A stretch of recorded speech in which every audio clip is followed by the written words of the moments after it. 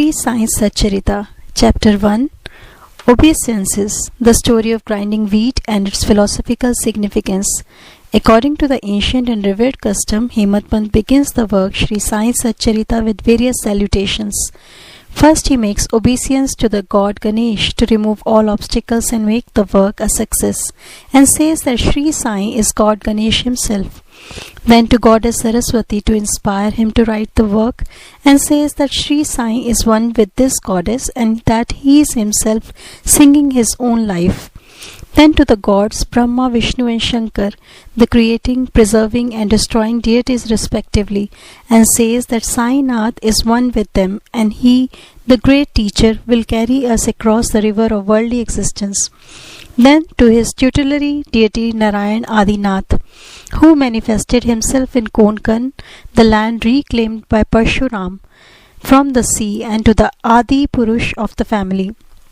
Then to Bhardwaj Muni, into whose gotra he was born, and also to various rishis, Yajnavalkya, Bhrigu, Parashar, Narad, Ved Vyas, Sanak, Sanandan, Sanat Kumar, Shuk, Shaunak, Vishwamitra, Vashisht, Valmiki, Vamdev, Jaimini, Vaishampayan, Nav, Yogendra, etc., and also modern saints such as Nivriti, Dhyandev, Sopan, Muktabai, Janardhan, Eknath, Namdev, Tukaram, Kanha and Nar Hari, etc. Then to his grandfather Sadashiv, Father Raghunath, his mother who left him in his infancy, to his paternal aunt who brought him up, and to his loving elder brother. Then to the readers, and praise to them to give their whole and undivided attention to his work. And lastly, to his Guru Sri Sai Nath, an incarnation of Sri Dattatreya, who is his sole refugee and who will make him realize that Brahma is the reality and the world an illusion. And incidentally, to all beings in whom the Lord God dwells. After describing in brief the various modes of devotion according to Parashar, Vyas and Shandilya, etc., the author goes on to relate the following story. It was some time after 1910 that I went one fine morning to the masjid in Shirdi to have darshan of Sai Baba. I was wonderstruck to see the following phenomena. After washing his mouth and face, Sai Baba began to make preparations for grinding wheat. He spread his sack on the floor, and thereon set a hand mill. He took some quantity of wheat in a winnowing fan, and then drawing up the sleeves of his kafni and taking hold of the peg of the grand mill, started grinding the wheat by putting a few handfuls of wheat in the upper opening of the mill and rotating it. I thought, what business Baba had with the grinding of wheat when he possessed nothing and stored nothing, and as he lived on alms. Some people who had come there thought likewise, but none had the courage to ask Baba what he was doing. Immediately this news of Baba grinding wheat spread into the village, and at once men and women ran to the masjid and flocked there to see Baba's act. 4 bold women from the crowd forced their way up, and pushing Baba aside, forcibly took the peg or handle into their hands, and singing Baba's Leela started grinding. At first Baba was enraged, but on seeing the women's love and devotion, he was much pleased and began to smile. While they were grinding, they began to think that Baba had no house, no property, no children, none to look after, and he lived on alms, and therefore he did not require any wheat flour for making bread or roti. What will he do with this large quantity of flour? Perhaps as Baba is very kind, he will distribute the flour amongst us.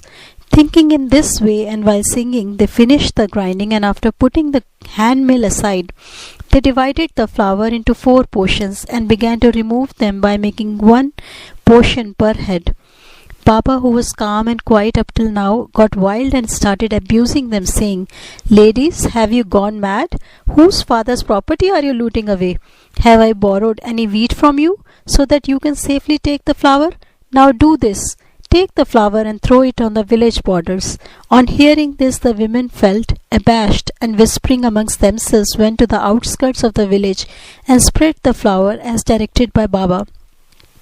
I asked the Shirdi people, what was this that Baba did? They replied that as cholera epidemic was spreading in the village, this was Baba's remedy for the same. It was not wheat that was ground, but cholera itself was ground to pieces and pushed out of the village.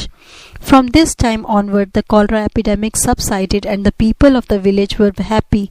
I was much pleased to know all this, but at the same time my curiosity was also aroused. I began to ask myself what earthly connection was there between wheat flour and cholera.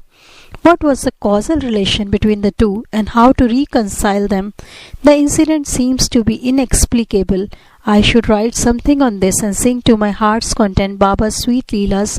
Thinking in this way about this Leela, my heart was filled with joy, and I was thus inspired to write Baba's life, the Sai Satcharita.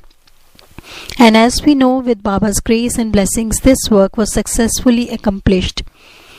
Philosophical significance of grinding. Apart from the meaning which the people of Shirdi put on this incident of grinding wheat, there is, we think, a philosophical significance too. Baba lived in Shirdi for about 60 years, and during this long period he did the business of grinding almost every day. Not, however, wheat alone, but the sins, the mental and physical afflictions, and the miseries of his innumerable devotees. The two stones of his mill consisted of karma and bhakti, the former being the lower one and the latter the upper one. The handle with which Baba worked the mill consisted of dhyan. It was a firm conviction of Baba that knowledge or self-realization is not possible unless there is the prior act of grinding of all our impulses, desires, sins, and of three gunas, viz. Sattva, Rajas and Tamas, and the ahankar, which is so subtle and therefore so difficult to get rid of. This reminds us of a similar story of Kabir, who, seeing a woman grinding corn, said to his guru, Nipat Niranjan, I am weeping because I feel the agony of being crushed under this wheel of worldly existence, like the corn in the handmill. Nipat Niranjan replied, Do not be afraid. Hold fast to the handle of knowledge of this mill as I do, and do not wander away from the same, but turn inward to the center, and you are sure to be saved. Bow to Sri Sai. Peace be to all.